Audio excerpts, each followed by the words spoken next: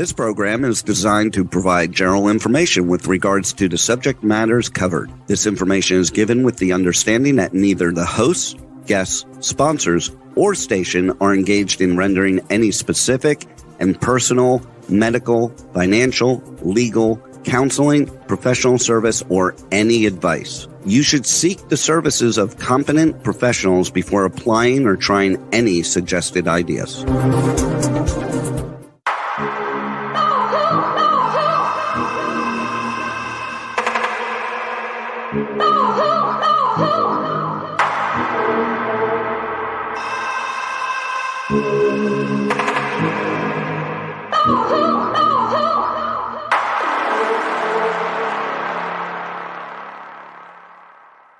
Good morning, truth seekers and true crime junkies. Welcome back to another episode of Hit the Road Jack, Finding the Zodiac. Let's welcome to the show today, Terry Batcher. Hiya, kids. Hiya. Good morning. Morning. How are you? I'm very well. I'm quite well, actually. Nice. And do we have Harriette Sucher with us? Oh, goody. Yes, I'm in. Yay. Thank you. Yay. Good morning. Good morning. Yeah. And hiya to you too, kids. Thanks a lot. Right That's back at you, Terry. That's from an old TV show, a line from a really old black and white. That was actually before my time, but I heard it when I was a kid. Point your magic. I think it was. No, I think I know which one. I think it was Howdy Doody. Yeah, it was something to do with Andy Devine and Howdy Doody, and a frog that he had up behind him as a prop, and it was crazy stuff. Because parrots are overrated. Yeah. Well, I had an extremely interesting week. I was in Stockton for trial on Wednesday. I had finished testifying and the judge wanted to reserve me, which is odd because either when the sides are done with me, they tell me I can go, that I've been released. But the judge, for whatever reason, wanted me to hang out and stay behind. I'm assuming because when the other side testifies, if he had any further questions of me, and it was on a will contest, I'm testifying that the initials on the will were not done by the testator. The handwriting all over it is actually the beneficiary's handwriting, and that, in fact, she's the one that did the initials, and the signature on the will is a forgery. So as I'm standing out in the hallway doing some emailing, I get these two girls come up to me and she says, there's been a bomb threat. We want you to shelter in place. What the hell did you? Oh, nice. What the hell did you? I'm on the 11th floor, mind you. And I know that this is mini in comparison to the Twin Towers, but I'm thinking to myself, I want out of here. I need to go. I need to go right now. They're like, no, this happens all the time. And I get it. It's Stockton, right? Oh, yeah. Everybody knows Stockton. So they put me in a conference room because they wanted me to be away from all the glass windows. And I'm in this conference room for about 20 minutes. They come back and they say, okay, we're now evacuating the building. I'm like, all right, DEFCON 3. How often does this happen? She said twice in the last 30 days. I'm like, oh, so it's kind of serious then. Now I really want out. But they tell us that they're taking us down floor by floor at a time, and we have to stay on our floor until they come to get us. I'm like, are you freaking kidding me right now? I hit the button to an elevator. It opened up. I'm like, I'm getting in. And everybody's like, no, the judge said you had to stay on this floor. I'm like, okay. One of the bailiffs came out and he took the elevator. I'm like, piggyback rides. I just want to get down and out of this place. And before I know it, the court clerk comes out and he says, nobody's returning to court today. All trials have been suspended. We've got to reschedule. I was like, wow, DEFCON 5. I really want out of here now. Fear completely. Then we had to walk, even though the elevators are running, and they took somebody in a wheelchair down in the elevator. Well, if you're willing to take them, why didn't you take all of us? There's only 9 of us on this floor. So we all would have fit in that elevator ride with the person in the wheelchair and gotten out of there ASAP. But nope, in 3-inch knee-high leather boots and polyester jumpsuit, I had to walk down 11 flights of stairs. Oh, Lord. What an experience, man. When we got out, there was ambulances, fire trucks. Obviously, the entire court has been emptied out. The judges are being ushered out by 2 sheriffs apiece with high-powered rifles. And I think about the same time, Santa Maria actually had a bomb go off in the courthouse. And I was just like, oh my gosh, like the stress. And I visit this courthouse a lot. It's not going to be fun for me to ever go back. And let's just say whoever out there has an agenda against the courts, you're hurting innocent people. It's not about you, and it's not about the people you think that have done you wrong or the fact that you want to get out from underneath your trial that day. This is not a thing, you guys. People need to stop taking other people's lives into their own hands. Absolutely. Yeah, exactly. I hope they listen to plays you. into Good luck on that. about today. Oh my God. If they're dumb, It was crummy absolutely insane. if they're crummy enough to do that, talk therapy won't fix it. Exactly. And you know, the best part about my appearance is that right after I testified, the other side testified. She admitted to signing all the initials on the will. And I think because of that, when the clerk came out to say that they were rescheduling the date, he went back in to ask the judge if he needed me to return on that date. And the judge said, no, I'm done with her. So I it was the girl. The girl got up there and admitted it on the stand, and I'm pretty sure that will's going to be null and void. Anyways, all right, back to Hit the Road, Jack. Last week we left off on Jill Robinson. She went missing for 4 days from December 22nd to December 26th, and she was found on the side of I-75 near Big Beaver Road in Troy, Michigan. And of course, Terry's going to have a lot to say about Beaver. We'll be talking about that as we go along. Good morning, Nolan. Good morning. Good morning. She had the top of her head blown off with a 12-gauge shotgun. She's one of the 4 Oakland County child murder victims. And I know, Terry B., you'd made some mention about 7 victims in that 7-11 thing, but there is evidence to indicate that they only believe 4 of these murders were by the Oakland County Child Killer, and that there was at least 2 of the other, and I want to say 8 or whatever it was, and 2 of them had already been they've convicted somebody of that crime. So we'll be talking about that. Yeah, we'll be talking about that. On the 7.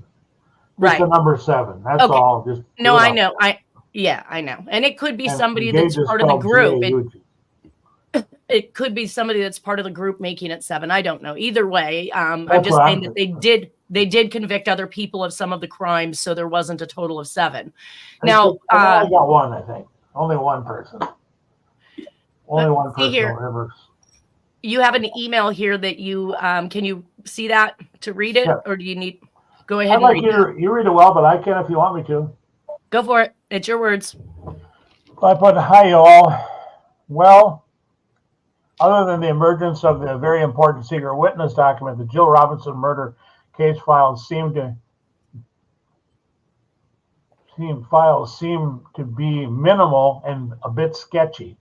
It is unusual that we have a victim that apparently had a fear of being shot in the face and ended up getting the top of her head destroyed by a close range shotgun blast with no apparent explanation for why she would just lay on the ground and get shot in such a manner.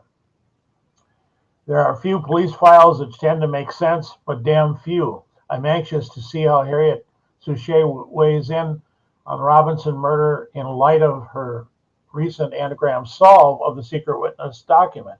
By the way, I repeatedly use the line, the upper and lowercase letters to title secret witness document because that's the way it was actually written. Furthermore, it also serves to accentuate the fact that Jack was trying to make it clear that the document is laced with multiple cryptic hints. It has an obviously very cryptic plain text layer, and Harriette has now decoded an inner layer that apparently posed several interesting, uncanny remarks. I'm going to bet that Harriette has was surprised to see the name Ottilie, I'm not sure how to pronounce that, it's Ottilie Lundgren stated in the decoded message. We should point out the fact that 92 Ottilie Lundgren was a 2001 anthrax murder victim, and apparently no one seems to have any idea how she ingested anthrax. Really? Okay. Uncanny, and that's what Harriette found. And back out, she'll have to tell me and sort of set straight on that when I get done reading this thing. I can read I understand it. Yep. And back to the Jill Robinson case, strange bits and pieces emerge. I think we should certainly air questions about the Ed Bell suspect. I double checked to see, let's see, and it seems that Ed Bell was a fugitive during that same time frame that the Jill Robinson case occurred. I'm going to try to learn more about Ed Bell. It seems that Ed was allowed to become a fugitive. Oh, definitely. And I think he's in some information I have too that we'll be covering. Okay. So I'm going to hold off on that last paragraph because that gets a little ahead of things. But you have another one I thought was interesting. What's that? It's the last paragraph is very hard hitting. Okay, do you want me to read it real quick? I would really like to read it, or have you read it. Okay, I'll read it real quick because we need to scream through this. Harriette Sucher secret witness page results in a document that supports the reality that the WTC Twin Towers were rigged to be destroyed and that the anthrax attacks were a unilateral move. To my way of thinking, I think that there are basically two camps regarding the 2001 9/11 attacks. Those people that don't want to hear anything about it, and those people that have the courage to face the simple facts involved. Over the years, the second group have been unfairly labeled conspiracy theorists. I myself knew from the first moment that I saw the towers drop that my mind screamed bullshit. And it didn't take long for me to realize the functional reality of the mentally paralyzed group. I took up the cause of exploring the Zodiac Killer and Ramsey murder case and such because I believe that we might be able to deprogram several people from the group. One.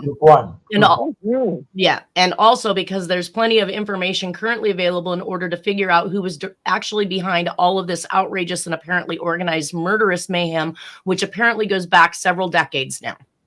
Great, all right. So what did you want to comment on that? Well, it's self-explanatory. 911 doesn't jive in so many different ways. Okay. Well, that's what I just said, which is were your words. It doesn't make sense, and deprogramming people need to happen. And the reality is that when I saw the anthrax letters and recognized those to be from the Zodiac's handwriting, is when I put the two together. I think that most people were a little astonished that I even came up with it. And it was really because of something I had heard back in 2001 during the attacks that I even got interested in what was going on with anthrax. And with the finale letter from Tim Miller, where it just screamed fourth grader, which we know is the return address from the anthrax letters. One of the clues. I had no choice but to circle back around. Now, another good point that you brought out, Terry, is these drawings. Or I'm going to say drawings. I thought it was interesting too when I went back to look. I thought his picture looked a little funky, but you had mentioned here it's been nagging me that there's a great disparity in the two attached images of OCCK victim Mark Stebbins. Add to this the fact that the faded film picture that Nanette presented from Jack's belongings greatly resembles the photo image, but does not at all resemble the composite image. My question is, does the composite image actually bear more of a resemblance to Robert Stebbins or one of his closest relatives? Because it really doesn't match up with the actual image of Mark Stebbins. I thought that was a great statement that you make. Number one, they had an actual picture of Stebbins. Why do this composite drawing in the middle of the 7 victims? So that didn't make sense. So I pulled them all out and I put them up here next to each other. And the composite drawing does not really resemble Mark Stebbins. Right. No. But notice how much your picture does. The one you have from Jack's stuff. No, the picture does. Yeah. Right? With that long sideburns. Yeah. So you said this Stebbins image disparity reminds me of the D.B. Cooper caper images that apparently and greatly conflict with the publicized image of the suspect. Harriette, Nanette, and I are all convinced that John Walker Terrence Jr., a.k.a. Zodiac Jack, was D.B. Cooper. The post-caper documents convinced me of that quite some time ago. And yes, he probably got very injured in that jump, and most likely because he failed to pull up on the ring handles soon enough. It served him right, in my honest opinion. BTW, I was glad to speed up the business of Mark Stebbins in order to get to the business of the secret witness document on the last podcast. I have a lot to say about the secret witness document. Okay, we can get to that. Posted image of Mark Stebbins on the 7 victims chart is very suspicious and simply doesn't jibe. But I'm going to show you something because I thought it got extremely interesting when I put the two pictures together and I went, wow, that really doesn't even look like the same style of hair. It doesn't. there are differences, right? But Looks then like an older boy. look at that next to the picture found in bushes. Yep. It's got that same straw-like feature of hair. Yeah, it's got the same eyebrows even. I mean, when I was looking at the eyebrows, I was like, wow, they are kind of right in realm with each other. But I thought it was interesting that now we've got these two different composites which greatly resemble each other. And we can see up here they used an actual picture for everybody except for Mark Stebbins. Why? Why? They have the picture. Doesn't make sense. It doesn't make sense. Notice the eyebrows. Now go back one page to where you were at. Let's see what the eyebrows of the actual photos look like, if we can see them at all. They're wispy on the composite. Yeah, they're full eyebrows on his picture, and they look like a full eyebrow on his smeary picture on the right. But notice that in the composite picture, even that composite picture isn't spot on to the screaming boy diagram, because he's showing a full and. So go back forward to where you were, a document, and notice eyebrows. Look at there, a full dark eyebrow on the screaming boy, but they're a wispy little, they're almost like my eyebrows. They're kind of short looking at the top on that composite. So yeah, the composite is from hell, but then notice that the hair, like you say.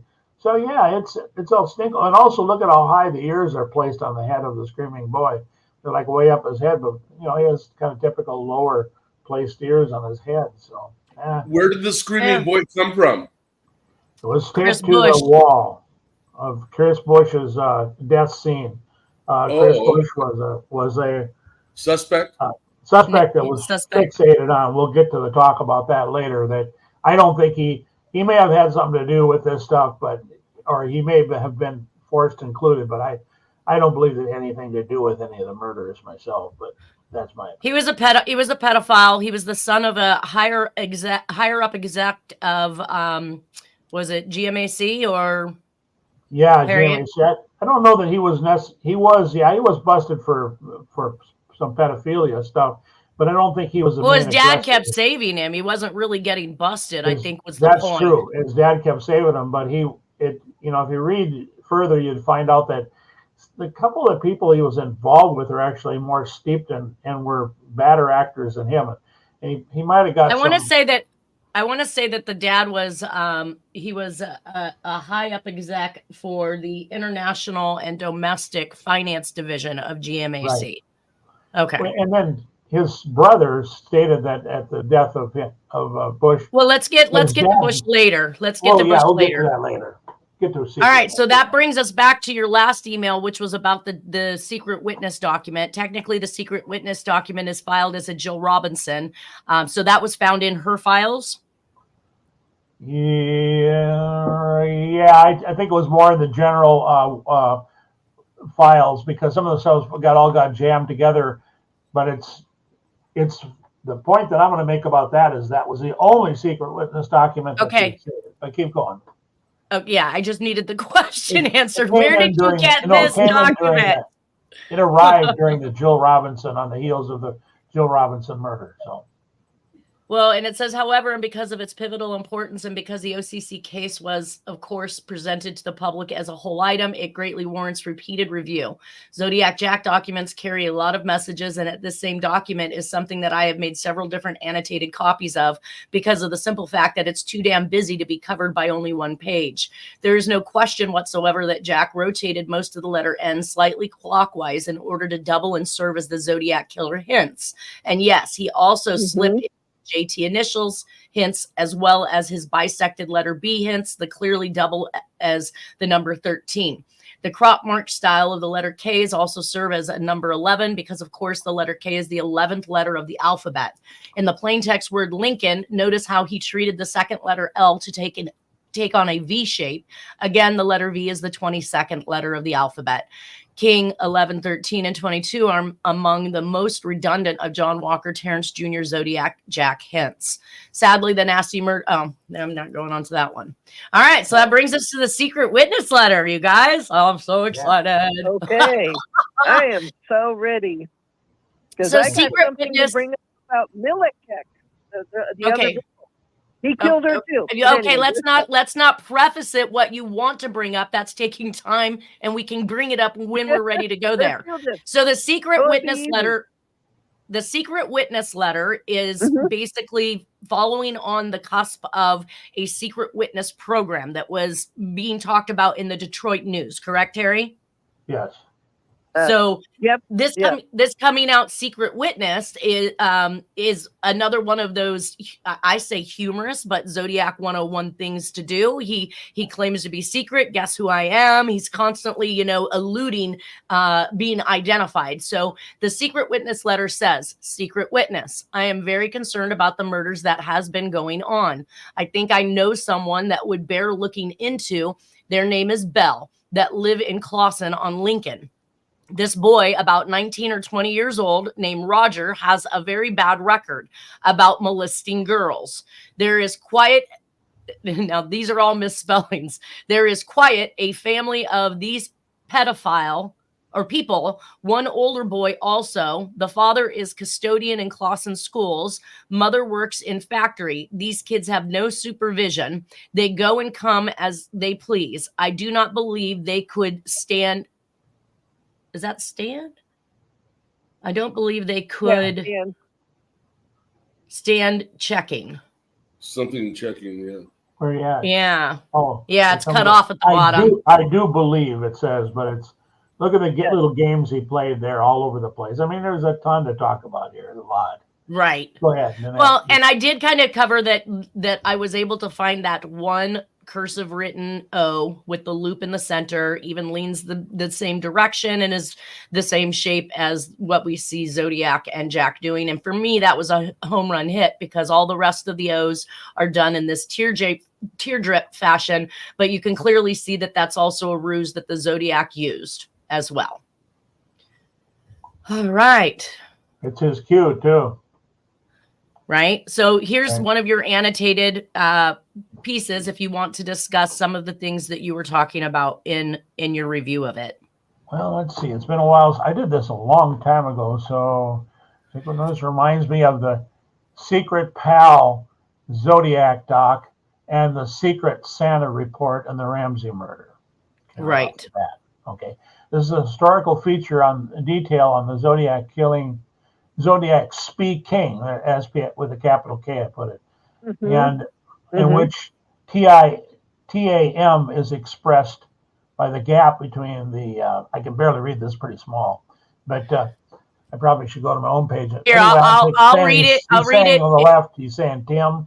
On the right, he's saying King. On that, and again, it's his Tim King thing that he did. Pardon me, on all of the many Zodiac killer speaking document. Actually, all of them. Every single one of them was a Tim King document, in my opinion, because it uses the word capital King. Let's see. Move over to this next thing here. I don't know. We need to spend a lot of time on this one. It says a thorough review. Put the little Z. No. Pardon me. What's that? Oh, so you're skipping over the Q. Yeah, the Q is a typical one of his Qs that you pointed out a long time ago, and it is a match. Like a figure 8 type. It's a match, and yeah, it's a match to the Zodiac and to Jack and the way they form their letter Qs. Yes. And then a secret witness there. Notice how the end is slightly rotated. It's almost a 45-degree angle rotation there. So it's actually he's going with zest, with a Z. It's another Z sort of thing. As you go through and look at all these things that I circled at the time, I'm just pointing out things that you can find in his other historical documents. But just today, I wanted to say that if you could see it on your copy, if you went down to the word schools, you're going to see there's a little noose there with one of those O's. And look at the J or the H next to it. It's regular, one of his single figure JT things. But there's a noose I don't see what you're talking about. I don't see what you're talking about. The words. I do. Hold, Terry. I do not see what you're talking about, the word schools. Okay, it's down, lower right-hand corner. You see where I put the letter F? I circled it, or square, put a square box. Okay, schools is just above that. Clawson Schools. So it's not marked on here. Right, it's not marked on here. There's a little noose right there after the H. And you're going to find a ton of those on the Ramsey murder note when we get to that. After the H, I just see a letter O. Yeah, but it's got a little tag on the top of it. It's hard to see on your copy, but there's actually okay. this noose. Yeah. It's got a little noose. Well, that brings us to the actual. That stuff. That cool. brings, yeah. Let's bring that on, because I could that talk wasn't for an hour marked, about and that. I couldn't find what you were talking about. So I have a better one. I have better than that's one of the worst ones I did. It was the early one. So Harriette, in this particular solve, you used the Detroit News Secret Witness Program, the Detroit News Complex 6. So basically, you turned the Detroit News Secret Witness Program into the Detroit News Complex 615 West Lafayette Boulevard, Detroit, Michigan, and Detroit News Complex 801 at West Lafayette Boulevard, Detroit, Michigan, 48226. So those letters were added into the actual letters of the message or the communication in order to anagram out. It looked like how many numbers?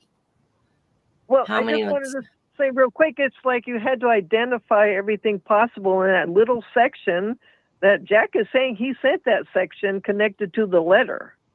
So, you identify that and then anagram. But where did the Detroit News come from? Just because it was the secret witness program? No, there's a section that Terry B Hello, Owen.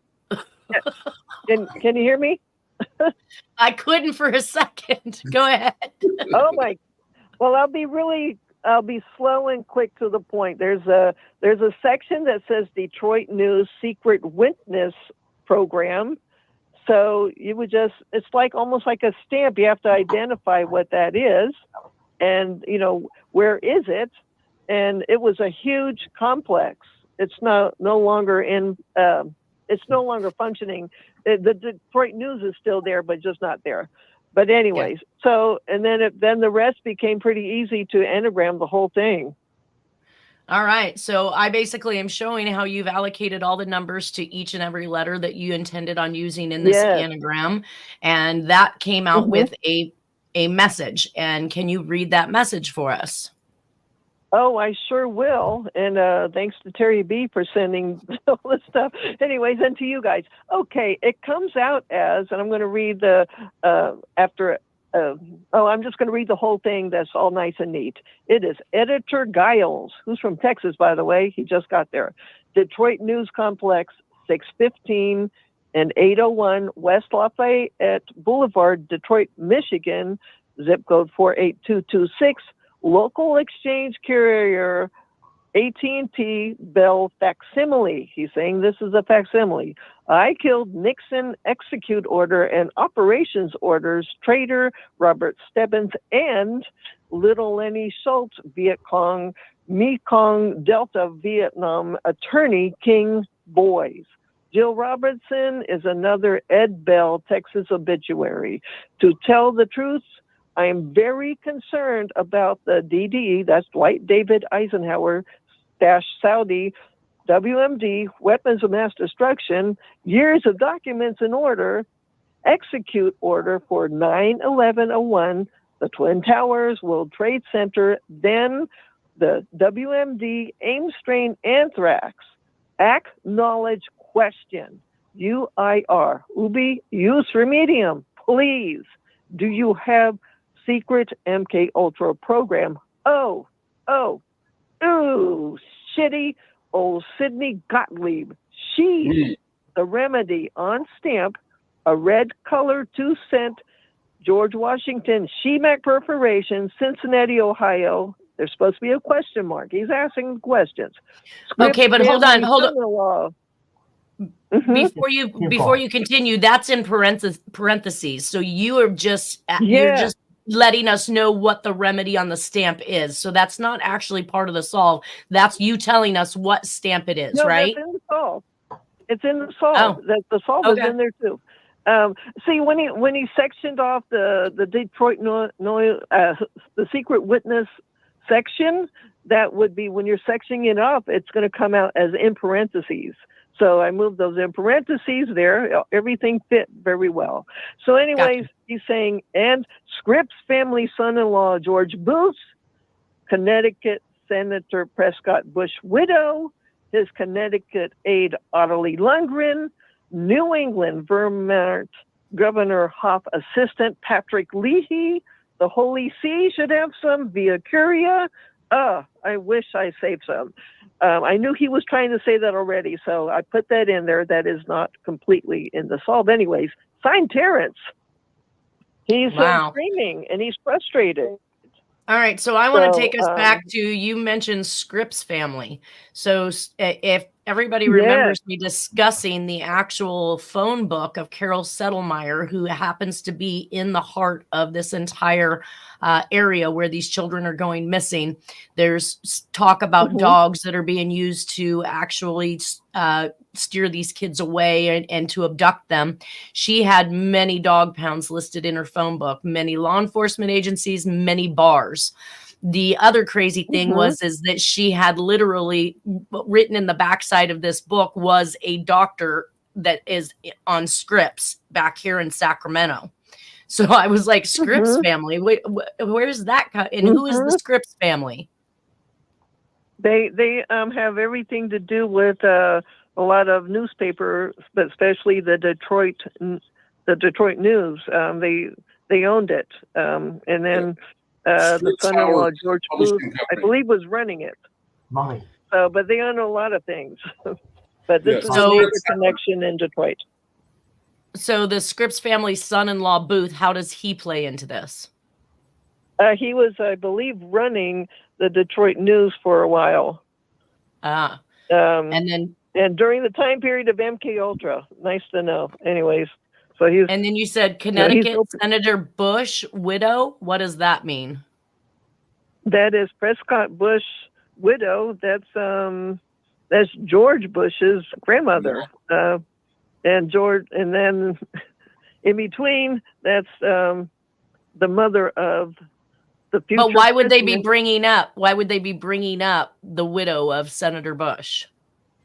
Because he's having something to do with MK Ultra, and he's possibly have the cure of the stamp, because the stamp itself has the 322 Demosthenes date for Skull and Bones on it. So there's a lot of hints there. And Prescott Bush was Skull and Bones. But George, why are they bringing up the widow? Why are they bringing up the widow is what I'm asking. Because she's connected. She's saying that there's a connection to, and that's Dorothy, I believe, that she might have saved some of these stamps. Gotcha. Okay. And then why is it bringing up the aide, Ottilie Lundgren? Ottilie Lundgren. Okay, the quick rundown there is when she was about to get married and then got married to the guy Lundgren. He was working with Prescott Bush in some kind of law firm, and then they were very connected when Senator Prescott Bush became senator. So he's saying that she might have some too. And he's just trying to track down who has any of these leftover peyote stamps. Oh my God. And then the interesting part is he's bringing up about Patrick Leahy here. He had just become senator for 1976, 1977. So Governor Hoff, what's Hoff? That's not for Hoffa, right?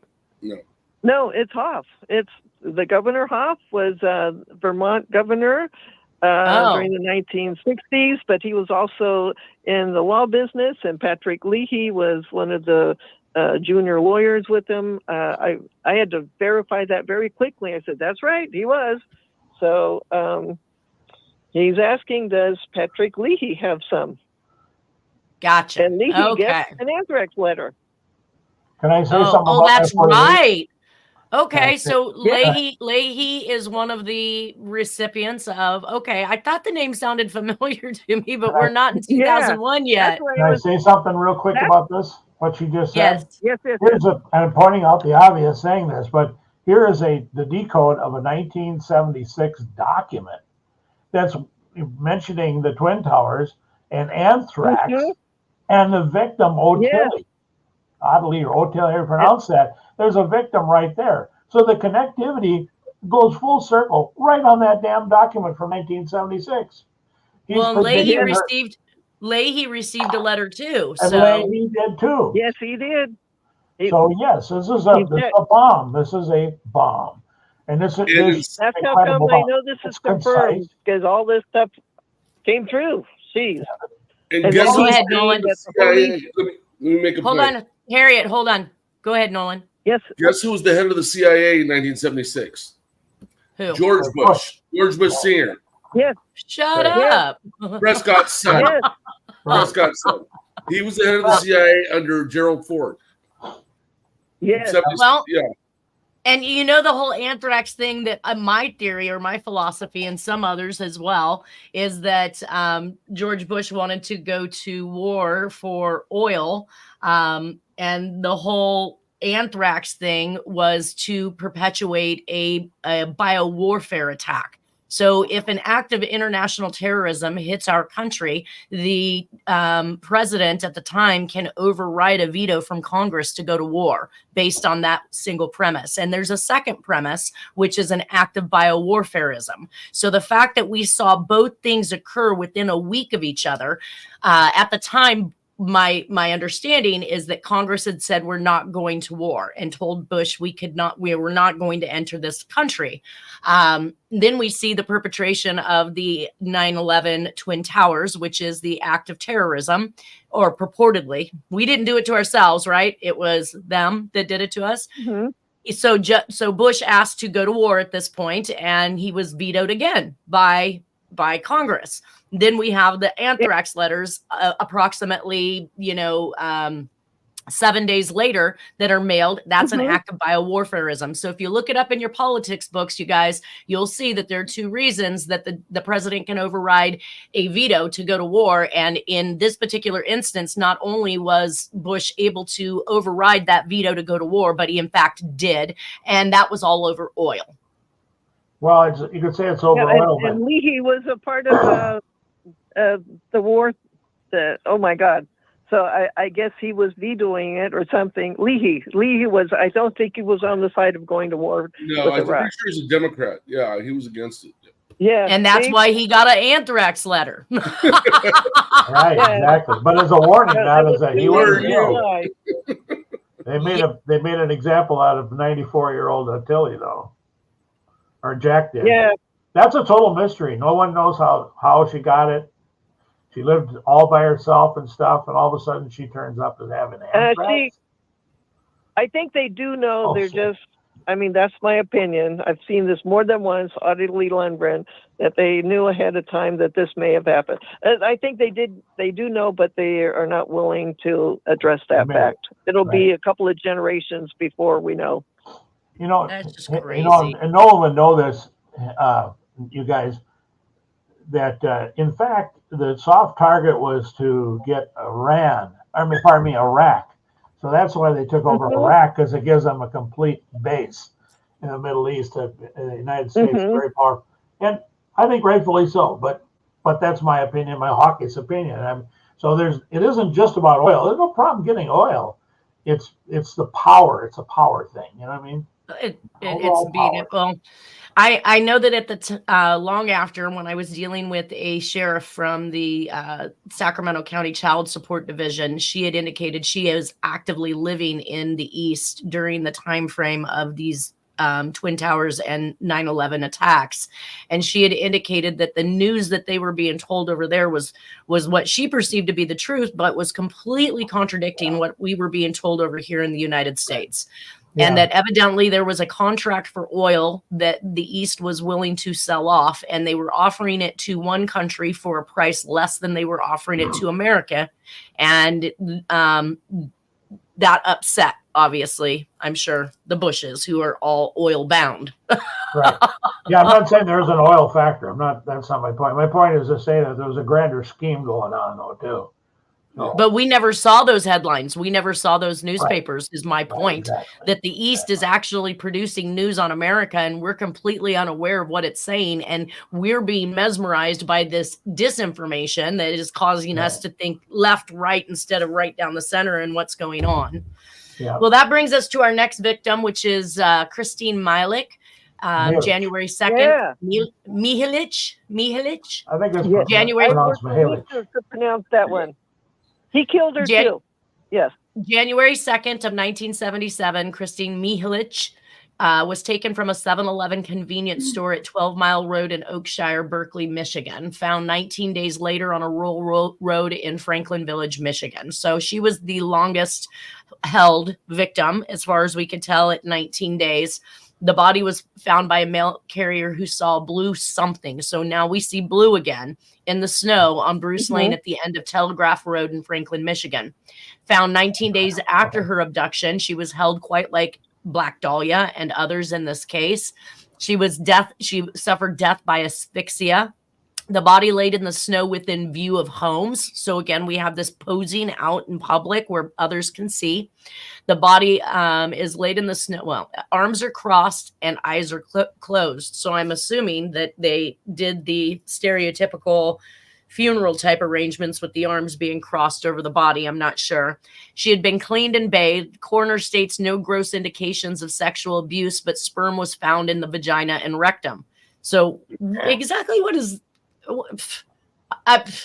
I'm a little blown away by this statement, you guys, because he says no gross indications of sexual abuse. This girl was how old?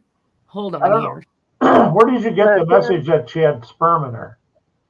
I must have gotten it somewhere. This is You old might want to go back and information. reread that, because I don't think there was any sperm found in her. I'm saying that I found this back in 2009. This is an old slide. Oh, I have not touched it. I did not update it. It's information that I picked up back in 2000, probably 10, 2011. I think that conflicts with what I've read, but I'm not saying I know for certain which is the truth or not. You know, the more Do you have some of any the stuff, the medical more you read reports? Did they have any Yeah, medical or autopsy reports? Yeah, on I her? thought we'd look at those, all the medical reports when we get all done going through the victimology, and then they'll only take us a moment. But it seems to me that no, she would. But I don't have any of that information. If I don't have it, how can we go over it? I'll get it to you. I mean, I didn't want to inundate you. I didn't know what you wanted next. This would have been the time to do it, because we are going to blow past this at this point. We'll fix it, not to worry. All right. So, this is point the some out. information. This was the information I was given at the time. Coroner states Can I no gross point real quick indications of sexual abuse, but sperm was found in the vagina and rectum. I don't know where I got it from. That's what's there. Clothes were clean and neat. Clothes were clean and neat despite being missing for 19 days. 11 miles and 21 minutes from the Southfield home of Carol Settlemeyer, which we've been talking about, this phone book found in Jack's belongings. Convenience store connection that we see in the I-45 murders and the Tim Miller letter and the Sherry Jo Bates confession letter, referring to picking up these girls at either convenience stores or liquor stores or things of that nature. Can I point out and a couple? I believe that Dr. Danto is Bruce. Is Dr. Danto's first name Bruce? Yes. Yes. Okay. Who's So the Berkeley, man in the picture? I think that would be the father. Oh, okay. It looks really familiar. Okay, I want to point out some symbolism here that you may not know about because of your age group. So Berkeley and Franklin both have a connection to Jack as far as areas are concerned. I just wanted to state that. All right, so go ahead. So does Telegraph Road, though, see? Yes. Telegraph Road refers to the house on Telegraph Road, which was a spy outfit movie that maybe those of us that are older have seen. You can see it on YouTube. Telegraph is one of the locations, I believe, of MK Ultra. There you go. See? So all this stuff has symbolism, including Franklin. All this stuff shouts ahead to the anthrax documents and go backward and forward. Zodiac Jack 101. Right. Can I say something real quick? Yeah. Yes. Dr. Mihelich, if I'm pronouncing that poor last name. Anyways, he's very much connected in atomic energy with Enrico Fermi, the atomic plant there. They had an accident there, and I got an addendum to add to this all, but he's saying that he killed the girl. And it's atomic energy waste, and oh my God. What this guy was into, Mihelich, the name, he knew the physics of vaporizing metal. with atomic radioactive parts that go into making metals and atomic energy plants. All right, so let me stop you real quick. Let me segue real quick. We know that in 1962, Jack actually invented a water waste removal from nuclear waste machine that was patented for $110,000 by General Electric nuclear power plant in San Jose, California.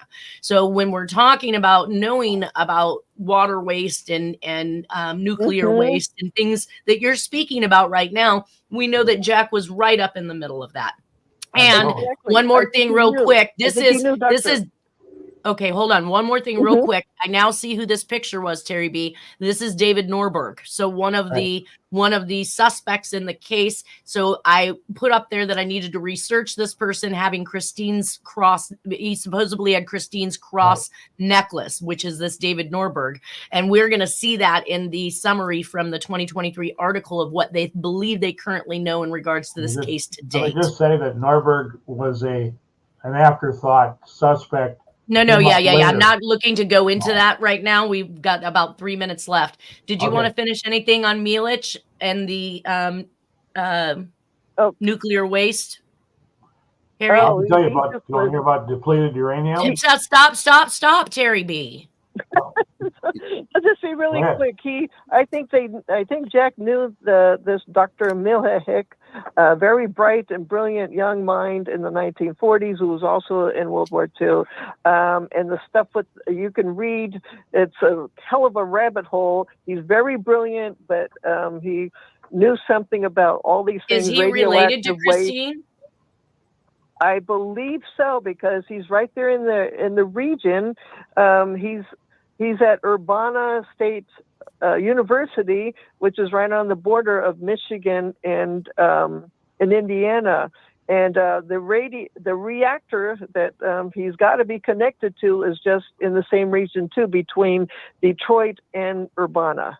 So, and this was a small world, an unusual new field. People like Jack were in a very unique. One quick thing. Let's not forget. Very quick. As well, that we have Terry.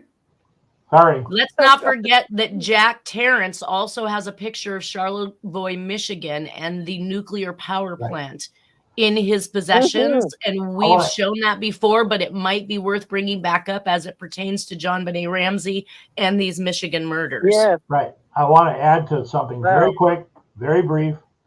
Depleted uranium is used for armor piercing, so there's merit to what Harriette has said about metal destruction. Depleted uranium will penetrate through the thickest of stuff, and it was used in the Iraqi war. All right. Well, that leaves us at 1 minute just before we get to the Timothy King murder, which we have a lot more information on, thanks to Cathy Broad and Terry Batcher's work. I thank everybody for being here today. I'm still just as shocked, Harriet, as always, that these solves are wrapping themselves around the very circumstances that we find are inclusive of what's been going on in the life of the Zodiac killer. Thank you, Terry B, for being here. Thank you, Nolan, as well. Anybody have any last minute things to say? Thank you, Harriet. Well, absolutely. What was that? You're my latest hero. Thank you, Harriet. You're my latest hero. Oh, thank you. Hey, I'm appreciative of what you do too. So. Oh, that's good. I'm glad. Amen to everybody. Happy weekend. It's coming up. Absolutely. It does too. And I think that I would like to get that information if you're trying to look up anything else on Mihelich in regards to her autopsy report or any information that might be had on that. So we could clear that up, because again, I'm not sure where that information came from. I just know it was in this presentation for the last 10 or so years. So we'll make that next or near next. Awesome. All right, you guys, everybody have an amazing weekend. Take care, and we will talk with you soon. Bye.